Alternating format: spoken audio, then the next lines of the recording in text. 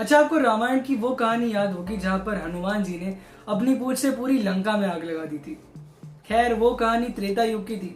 आज कलयुग चल रहा है, लेकिन लंका में आग अभी भी लगी हुई है।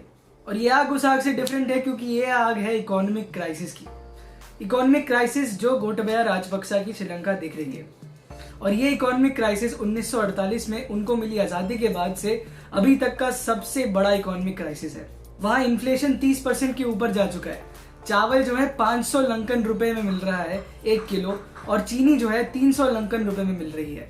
इंडियन करेंसी में कन्वर्ट करके देखें तो 1 किलो चावल का भाव 126 रुपए, 1 किलो चीनी का भाव 73 रुपए हो चुका है। सिटीजन्स को एसेंशियल कमोडिटीज खरीदने के लिए घंटों लाइन में लगे रहना पड़ रहा है।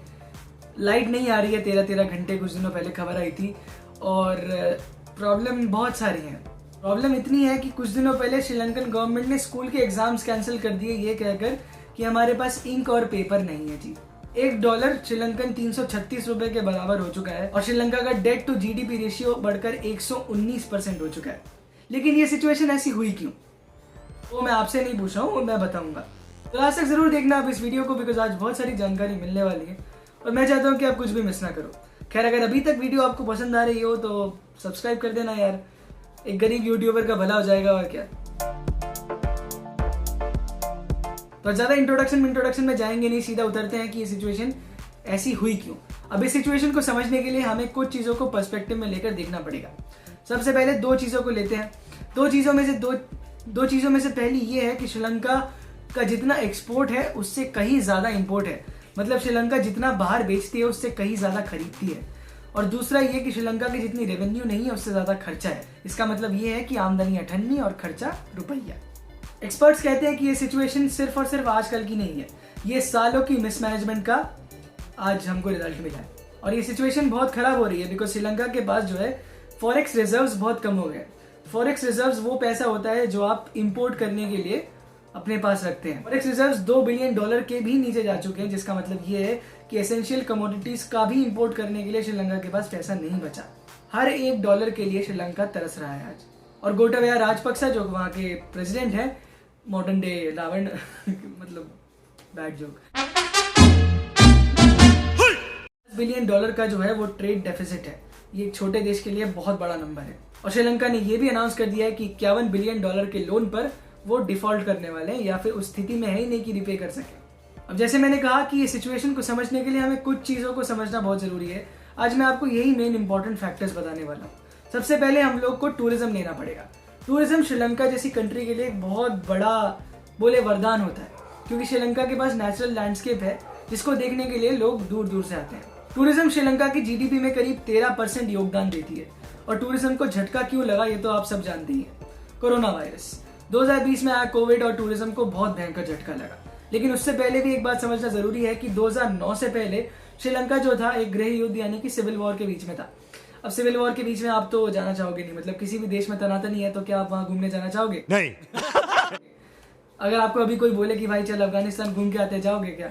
नहीं जाओगे ना। तो 2009 में जब सिविल वॉर खत्म हुई उसके बाद जो था टूरिज्म काफी बढ़ने लगा, फॉरेन टूरिस्ट आने लगे श्रीलंका में। लेकिन 2019 में ईस्टर बॉम्बिंग्स हुई थी वहां पर, जिसमें बहुत लोगों की जान गई और टूरिस्ट फिर से डरने लगे श्रीलंका आने से। गरीबी में आटा गीला ये कि 2020 में आ गया कोविड, जिससे लगा लॉकडाउन और बाहर से ना कोई आ सकेगा ना अंदर से कोई बाहर जा सकेगा। अब टूरिज्म पर इसका किस तरह से इम्पैक्ट पड़ा ये हम कुछ नंबर्स की मदद से जानेंगे। 2019 में जहां श्रीलंका $7.5 बिलियन का रेवेन्यू जनरेट कर रहा था टूरिज्म से, वही नंबर 2021 में सिर्फ और सिर्फ 2.8 बिलियन हो गया। यहाँ पर 2018 में श्रीलंका में से करीब 23 लाख फॉरेन टूरिस्ट आए थे, वही नंबर 2020 में सिर्फ और सिर्फ 1,73,000 पर उतर आया। इसके चलते श्रीलंका की टूरिज्म इंडस्ट्री को लगा बहुत गहरा झटका। जो लोग इससे जुड़े हुए थे उनको भी लगा बहुत गहरा झटका। और सबसे बड़ी प्रॉब्लम ये है कि वहां पर जो है फॉरेन करेंसी का इन्फ्लो हो गया काफी कम। कोविड के कारण रेमिटेंसेस को भी झटका लगा था। श्रीलंका का एक अच्छा खासा पॉपुलेशन जो है वो बाहर के देशों में रहता है, वहां काम करता है और रेमिटेंसेस घर भेजता है। रेमिटेंसेस वो पैसा होता है कि सपोज कीजिए अगर आप एक एनआरआई हैं, आप सोचिए आप अमेरिका में रहते हैं और आप अपने घर पर जो पैसा भेजते हैं यूएस डॉलर्स की फॉर्म में, उसे हम रेमिटेंसेस कहते हैं। तो रेमिटेंसेस पे झटका लगा कोविड की वजह से। मतलब अगर आपके पास पैसा होगा तभी तो आप घर भेजोगे ना, मतलब फॉरेन करेंसी पे एक और क्रंच लग गया।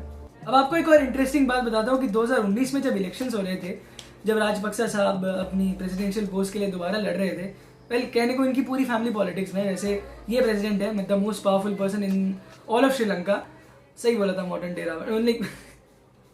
एनीवेज, तो राजपक्सा साहब जब इलेक्शन में लड़ने के लिए उतरे थे तो इनका जो इलेक्शन कैंपेन था इसका एक बहुत बड़ा पॉइंट ये था कि अगर मैं जीतूंगा तो मैं टैक्स कट्स कर दूंगा, मतलब अगर तुम मुझे जिता दोगे तो मैं तुम्हारे टैक्सेस बहुत हद तक कम कर दूंगा।